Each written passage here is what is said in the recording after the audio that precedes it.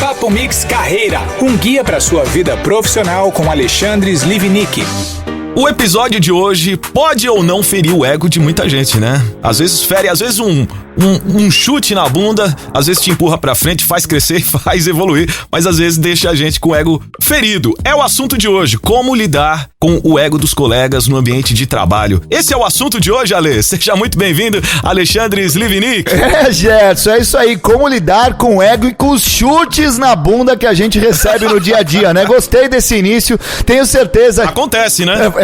E acontece, né? A gente precisa de muitos chutes para que a gente possa evoluir. E vamos falar de como esses chutes podem ajudar ou prejudicar o nosso ego. Vamos em frente, é um prazer falar com vocês mais uma vez no Papo Mix Carreira. Muito bom. E Ale, na sua opinião, o que ajuda a alimentar o ego profissional das pessoas? Até que ponto isso pode atrapalhar as carreiras e o ambiente de trabalho aí? É algo que a gente carrega ao longo da vida profissional? Isso é comum? É unicamente parte de um profissional ou tá instalado na cultura, no ambiente de trabalho? Como que isso se dá?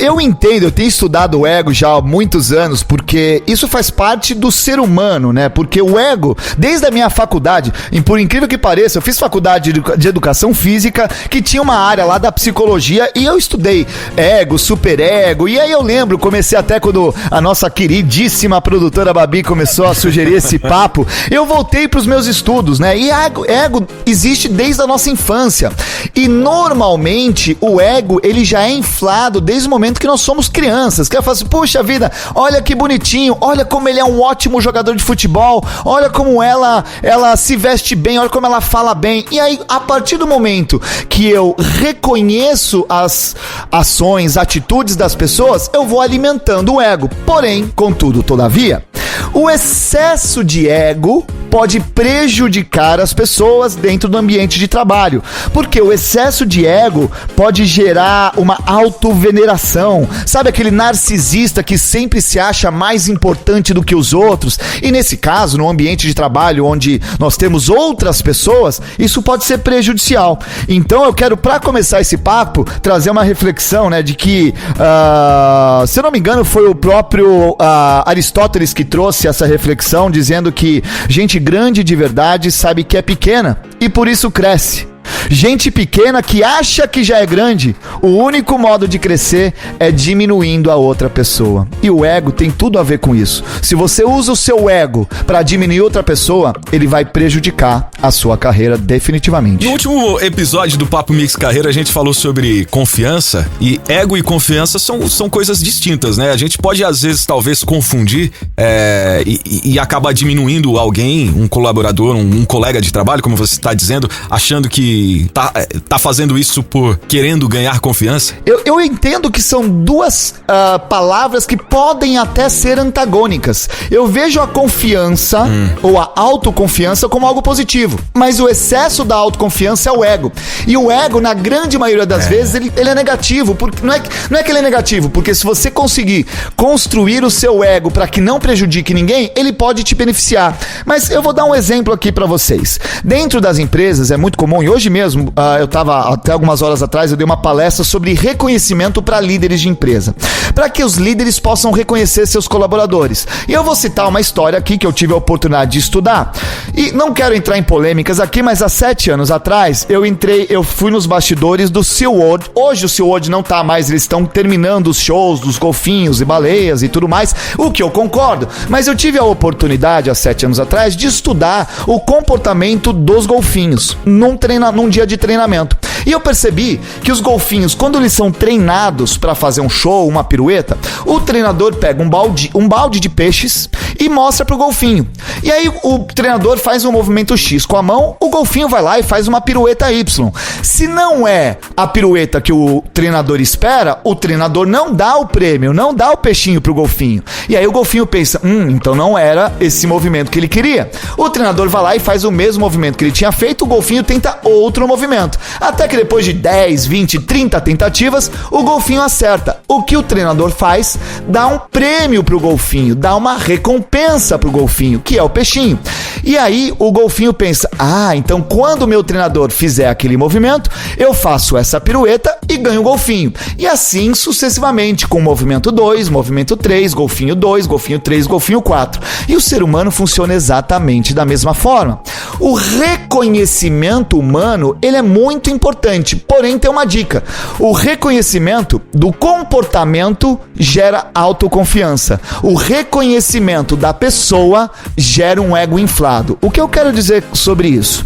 Imagina que, por exemplo, se eu falo pro Messi, estávamos até falando no último podcast sobre o Messi, né, jogador de futebol, assim, Messi, você tem uma habilidade e um controle de bola incríveis. E aí ele vai, obviamente, ele vai ficar autoconfiante com aquela habilidade que ele tem. Mas se eu falo pro Messi, eu falo assim, Messi, você é o melhor jogador da história, o melhor jogador de todos os tempos. Qual é a diferença? Quando eu elogio a atitude, a competência do Messi, a tendência é que ele seja autoconfiante. Quando eu elogio o ser humano ou a pessoa, a tendência é que ele tenha um excesso de autoconfiança. E aí é perigoso, porque quando você tem um excesso de autoconfiança, você começa a pisar nas outras pessoas e aí o ego pode ser muito prejudicial. Então, com base nisso, o tom e a forma como você se comunica, ela impacta muito aí nessa coisa toda, né? Uma vez eu vi uma pessoa também falando da forma como as pessoas se pronunciam, falando sobre os feitos alcançados, como você acabou de falar aqui, né? Como é eficiente o desempenho de tal função, pode ditar o julgamento dos colegas de trabalho aí que podem considerar uma pessoa arrogante com ego inflado, né? Pois é. Por essa razão. E a arrogância é perigosa, né? Porque hoje em dia é muito importante que nós sejamos altruístas, né? Ou seja, que possamos pensar no bem coletivo, no bem do outro. Porque o excesso de autoconfiança, que é o ego, gera cegueira. E eu não olho mais para os resultados do outro. Então, eu sempre identifiquei, sempre incentivei que as pessoas comemorassem suas conquistas. Mas eu, particularmente, adoro quando um amigo, um familiar conquista algo, quando compra um carro melhor do que o meu, quando compra uma casa, quando conquista a promoção. E tem gente que fica triste, tem gente que fica depressiva. Então, ao invés de você ficar depressivo e depressiva com a conquista dos outros, simplesmente celebre. Por quê? Quando for a sua vez, as pessoas vão celebrar por você, elas vão te ajudar também. Então não deixe o ego fazer com que você seja o dono da verdade. Aliás, uma outra reflexão que eu quero trazer aqui pro nosso papo, grande Gerson, é que o ego, ele traz problemas de hierarquia. Porque muitas pessoas que são lideradas e têm um ego inflado, normalmente não aceitam decisões dos seus líderes. E o contrário também acontece. Muitas pessoas que são líderes, que têm um ego inflado, não aceitam sugestões dos seus liderados e pensam assim, manda quem pode, obedece quem tem juízo. E isso não existe mais, essa liderança ficou no passado. Agora... Tá ultrapassado isso, né? Tá muito ultrapassado. Agora é um novo momento, afinal estamos no século XXI, né? Pois é.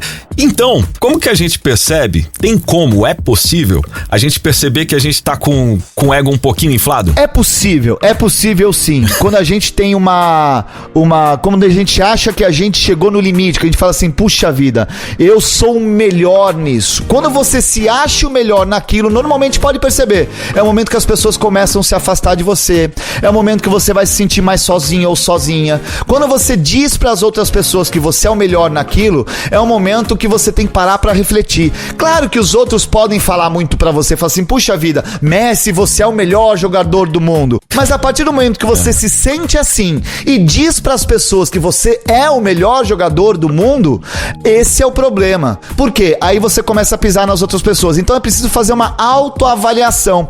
E aí gera uma estagnação.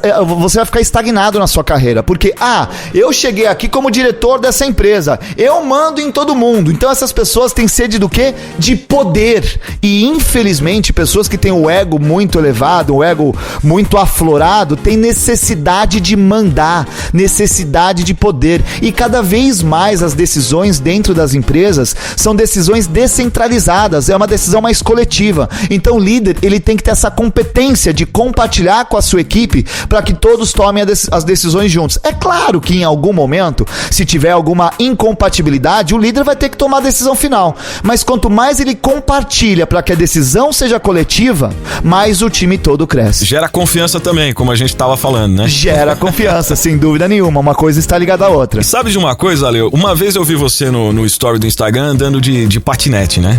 E também essa coisa da mobilidade elétrica me move, eu sou bastante interessado nisso. E eu me interessei por monociclo elétrico. Você já ouviu falar? Uau, não ouvi falar, adoraria saber. É uma roda única, mas ela se autobalanceia e tal, e você aprende. É como se fosse aqueles monociclos de circo de antigamente, mas ele é elétrico, ele se move sozinho, ele tem um autobalanceamento. Então, você vê alguém andar com aquilo, você tem a impressão que aquele negócio não para de pé. Mas, como tudo na vida, a gente descobre que é possível andar naquilo e é muito legal, é interessante. Aliás, eu já tentei, agora que você falou o que é, eu já até tentei e falei, meu Deus, isso não é pra mim, mas bom saber que você falou que eu posso usar a minha autoconfiança pra conseguir andar nesse, como é que é? Monociclo elétrico, adorei. Monociclo elétrico, é muito legal. Pra você que tá nos Estados Unidos, eles chamam de EUC, né? Electric Unicycle. Legal. E aí, depois de um mês que você aprende a andar, eles falam assim, ó, depois de um mês, você vai estar super confiante, é a hora que você tem que tomar cuidado, porque geralmente é a hora que as pessoas caem, porque você tem a sensação de que você tá muito bom, mas você ainda não tem a experiência de um cara de fato ali veterano para saber lidar com todas as circunstâncias da rua, um carro que freia de repente, um pedestre que vai atravessar na sua frente, então cuidado. E eu tô me lembrando disso, né, porque é justamente essa coisa, né, que tem a ver de repente o ego ligado com a confiança extrema, né, que te derruba, né, em determinado assunto, e a gente pode fazer essa análise, essa comparação com a nossa carreira, com a nossa vida profissional. Tem a ver, né? Com certeza. É o excesso de autoconfiança, né? Quando aquela velha história que os maiores, a grande parte dos acidentes de automóveis acontecem quando você tá chegando em casa. Isso. Você fala assim, cheguei em casa, você perde a atenção. E aí, tira o cinto. Exatamente. Né? E isso eu trago um pouco da nossa adolescência, né? Eu lembro, adolescência, eu queria aparecer pras menininhas, então eu pegava a bicicleta e queria empinar, me achava o máximo. Ego super inflado, por quê? Porque as menininhas olhavam, davam aquela risadinha, e o que invariavelmente acontecia? Pagava mico, caía da bicicleta, saía lá. Eu não chorava na frente das menininhas, mas eu saía lá todo ralado e ia chorar em casa. Então, o excesso, o ego, ele pode ser muito prejudicial pra você. Então, e aí, de novo, né? O excesso da autoconfiança leva ao seu ego. E muitas pessoas, infelizmente, acham que já conquistaram o topo dentro das empresas e são lá autoconfiantes. Falam assim, não, eu sei o que eu tô fazendo, eu trabalho aqui há 30 anos. E aí questiona alguém que chegou na empresa agora, que quer dar ideias, que quer ser inovadora, e fala assim, pera lá, eu trabalho aqui há 30 anos, você tá aqui há 30 dias, já quer mudar o mundo? Pera lá, por que a gente não pode aproveitar essas pessoas que estão chegando no mercado de trabalho, todo esse conhecimento, esse gás, para que todos nós possamos crescer juntos, né? Então vamos deixar essa arrogância, que você falou muito bem, Gerson, vamos deixar essa arrogância de lado, né? Vamos deixar um pouquinho esse ego de lado para que nós possamos crescer juntos enquanto sociedade, né? Enquanto um grupo. Legal. Bom, eu penso então que é importante a gente trabalhar com equilíbrio, né? Nem de mais, nem de menos sempre, né?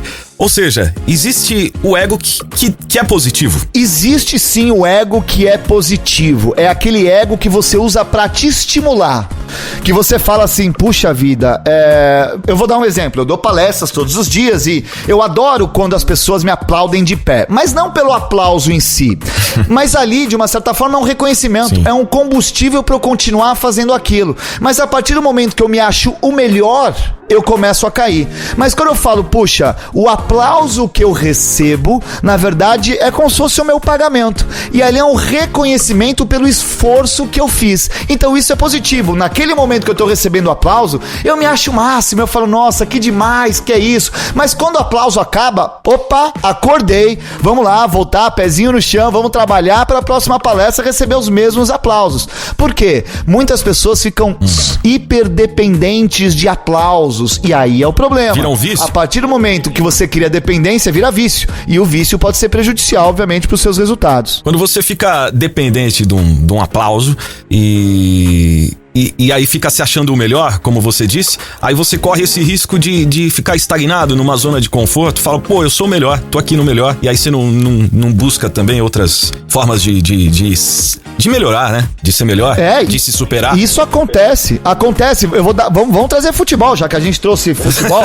Pode ver a quantidade de jogador que para de jogar bola quando chega na seleção. É verdade. Quando o jogador é convocado pra jogar na seleção brasileira, tem muitos jogadores que são convocados uma ou duas vezes e depois não são mais convocados. Por quê? Porque eles acham, qual que é o sonho? Primeiro, o sonho de muita criança é ser jogador de futebol. Ah, chegou num time grande, tá jogando bem. Sonho, jogar na seleção brasileira. A partir do momento que atinge o ápice da carreira, que é jogar na seleção brasileira, se acomoda